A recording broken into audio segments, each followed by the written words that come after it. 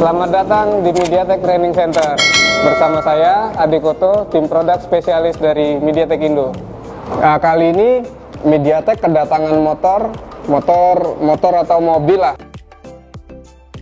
Soalnya rodanya 4. Dulu brandnya itu Quadro, kalau yang sekarang itu Kuder.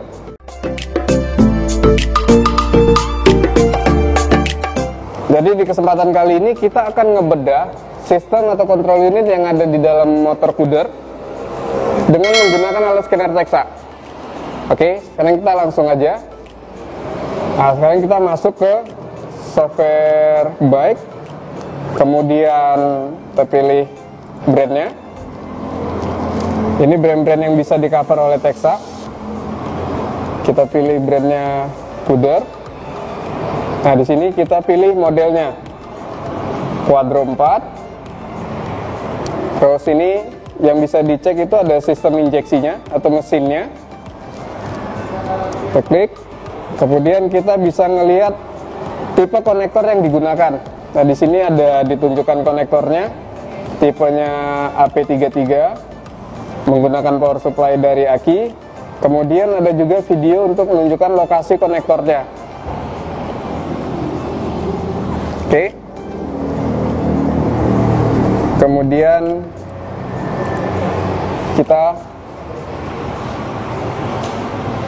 konekkan ke motornya.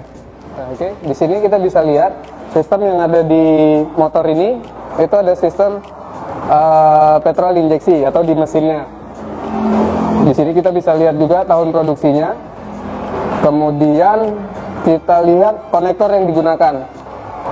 Nah, di Texa ini ada menunjukkan konektor yang digunakan itu adalah AP33 dan menggunakan power supply. Terus kemudian ditunjukkan juga video lokasi konektornya, posisi konektornya. Oke, di sini kita lihat. Sekarang kita sambungkan. Kita sambungkan konektornya. Ini. Nah, saat sebelum menyambungkan, pastikan posisi kontak itu di posisi off. Oke, setelah itu kita sambungkan. Setelah disambungkan, kemudian kontaknya kita on-kan. Oke. Nah, kemudian di sini kita klik next. Oke. Klik confirm untuk melanjutkan. Oke, sekarang kita sudah terhubung ke dalam sistem kontrol unit dari Kuder. Nah, di sini ada fault atau error di bagian di baterainya, baterai voltage-nya itu low, sempat low. Kemudian ada di injektor malfunction. Jadi ada kerusakan atau error di bagian injektornya. Texa juga bisa menampilkan parameter. Kita bisa ngelihat voltasenya, temperaturnya, kemudian pressure-nya. Itu bisa semua ditampilkan di Texa. Nah, ini kita bisa cek satu-satu. Dan salah satu fitur yang saya suka dari Texa adalah dia memberitahu untuk standarnya. Jadi di parameter itu ada standarnya seperti ini contoh. Untuk RPM, idle-nya itu normalnya di 1400 sampai 1600 RPM. Itu untuk nilai normalnya. Kemudian di bagian lain juga ada. Ini kita bisa lihat satu-satu parameternya. Contoh seperti ini. Kenapa tadi errornya ada baterai voltage low? Karena di sini kita bisa lihat baterai voltage-nya itu di angka 11 volt. Yang normalnya itu adalah 12 volt. Oke, di sini ada dikasih juga. Nah, ini kita bisa lihat. Harusnya dia di 12 sampai 14 kalau posisi motor nyala. Nah, sekarang kita akan membaca parameter dengan kondisi mesin menyala. Nah, di sini kita bisa lihat RPM-nya berapa. Kemudian jika ada icon help seperti ini, itu kita lihat Texa itu ngasih referensi nilai normalnya berapa. Seperti ini, dia idle-nya itu di antara 1400 sampai 1600 RPM. Nah, sementara di sini RPM-nya itu udah 1700. Gitu. Jadi bisa dibilang ini RPM-nya agak lebih tinggi dibanding daripada seharusnya normalnya. Nah, ini kita bisa lihat satu-satu setiap parameternya, dan mekanik itu bisa menganalisa kerusakan berdasarkan parameter ini. Jadi nggak semua kerusakan itu muncul di indikatornya. Nah, bisa dilihat dari sini apakah voltasenya lemah atau temperaturnya over. Nah, itu bisa dilihat semua. Nah, kemudian ada beberapa mekanik itu yang lebih sering atau lebih senang ngelihat data itu bukan tampilan digital tapi grafik. Nah, di sini kita bisa rubah grafiknya, bisa rubah dari yang digital ke grafik tampilannya seperti ini. Nah, ini kita bisa lihat naik turunnya berapa. Masing-masing sensor itu bisa kita rubah dari digital ke grafik. Oke. Dan kemudian kalau kita hanya ingin menganalisa atau membaca parameter hanya beberapa item saja, itu bisa difilter. Jadi kita pilih mau parameter apa aja yang kita baca. Contohnya seperti ini. Nah, ini kita bisa pilih mau apa aja yang kita lihat. Mau 5 item, 10 item, 7 item, itu bebas. Nah, ini kita coba pilih semua.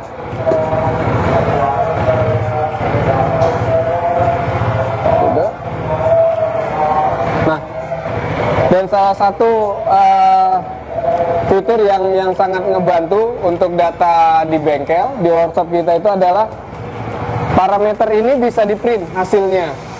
Jadi dari workshop ke customer itu ada data yang disampaikan. Kondisi motor itu seperti apa?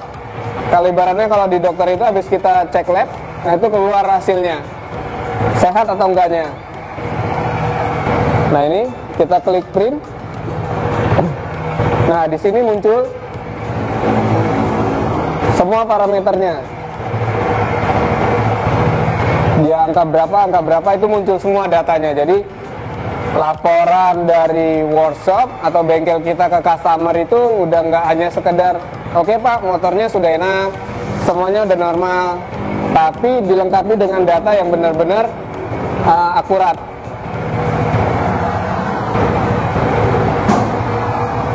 Oke. Nah, kemudian jika di bengkel kita ada dynonya buat ngetes motornya, performanya, nah parameternya juga bisa kita simpan. Caranya seperti ini. Dari parameter yang sudah kita pilih, itu kita klik rekam. Kemudian kita pilih beberapa lama kita ngerekamnya. Mau 5 menit, 10 menit, 30, maksimalnya 30 menit. Setelah itu kita klik record. Oke, nah ini dia ngerekam semua parameter yang sudah kita pilih tadi.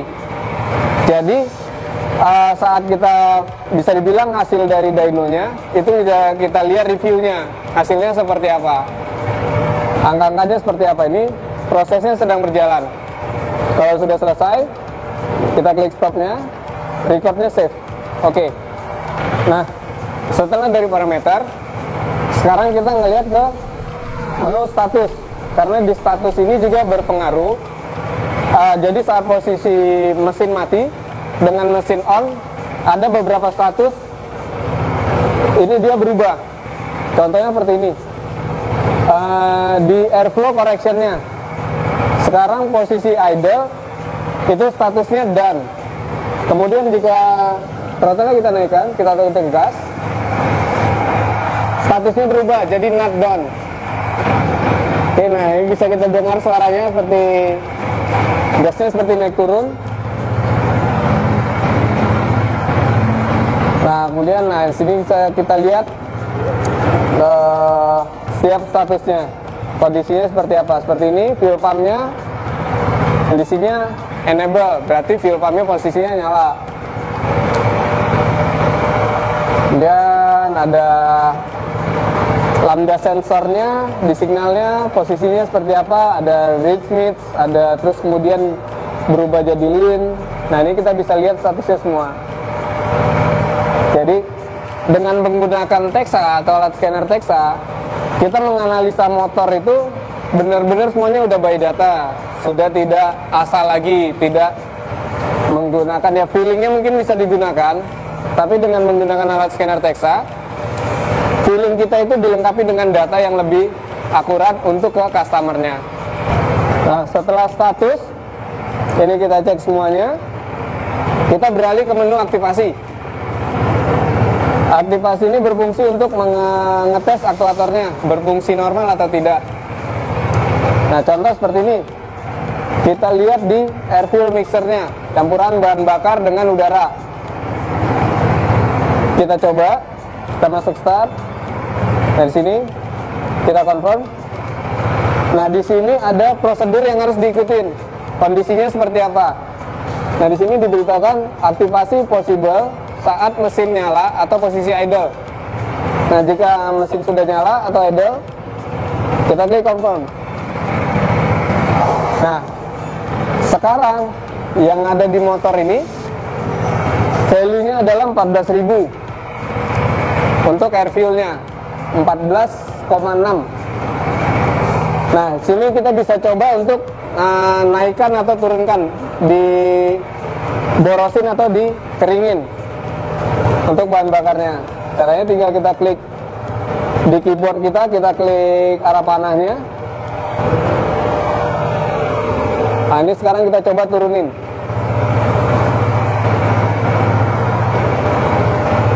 Oke, 10, 11. Nah, di motornya idle-nya sekarang langsung sudah turun. Dia sudah, kalau tadi kan agak tinggi, saat kita turunkan dia jadi RPM-nya lebih rendah. Oke, nah ini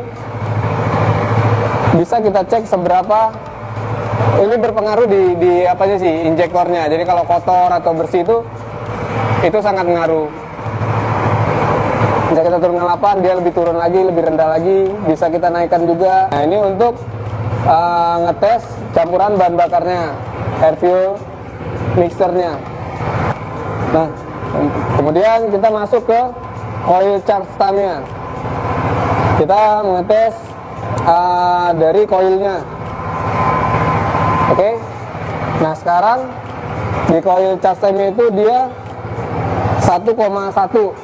Nah, ini kita bisa rubah, mau kita naikin atau diturunin. Nah, seperti ini.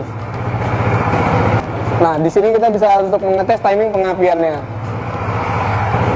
Oke, jika sudah selesai, kita cancel, prosedur komplit. Lalu ada silinder 1 volumetric efisiensi. Nah, ini untuk ngecek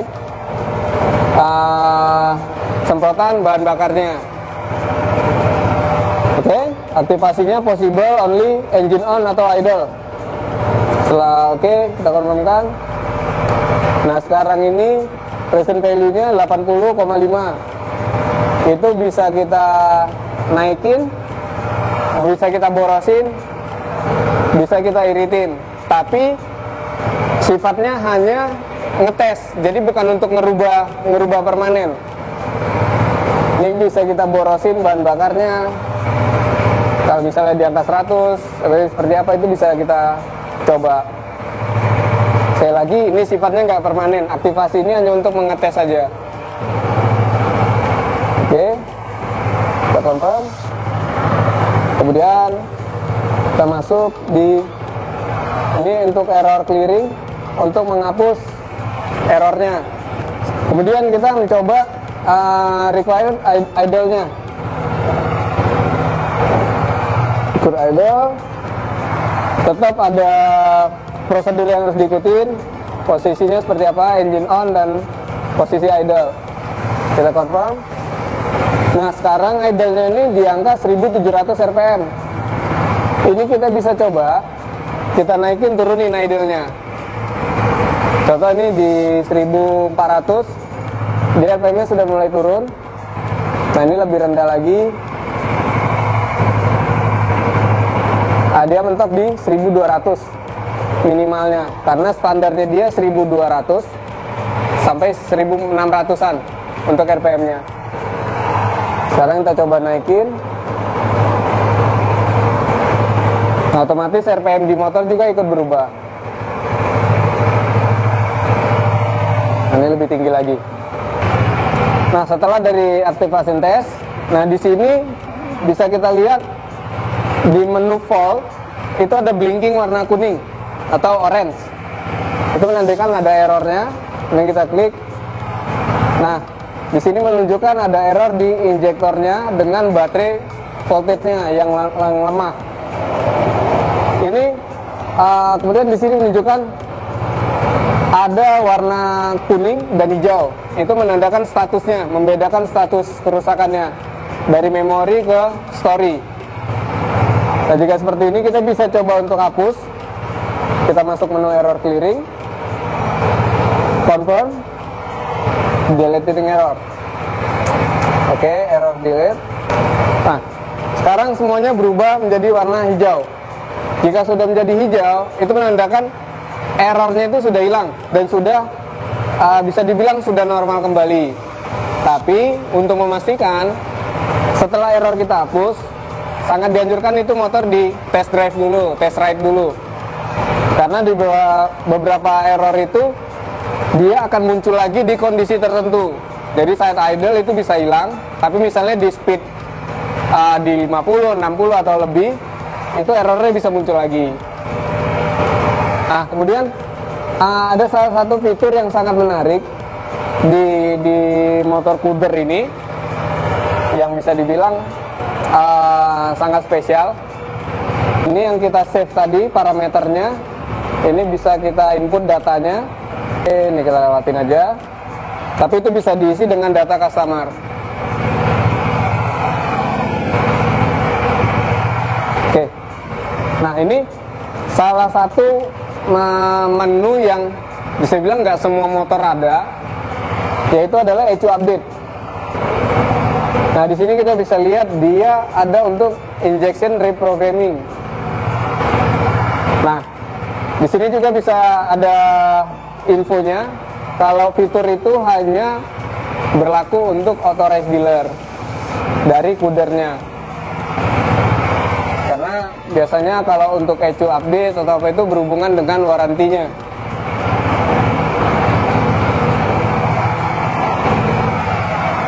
Oke, turn on, sudah on, kita confirm. Nah, di sini menunjukkan ECU infonya, modelnya apa, model code-nya, manufaktur modelnya apa. Kemudian kita masuk mapping. Nah, di sini ada notifikasi software already update or no update available. Ini menandakan motor ini sudah menggunakan software versi terbaru. Dan dari Kudernya itu belum ada updatean terbaru untuk motor ini. Jadi bisa dibilang sudah up to date untuk di software di motor ini. Jika yang belum, itu nanti bisa softwarenya bisa kita update.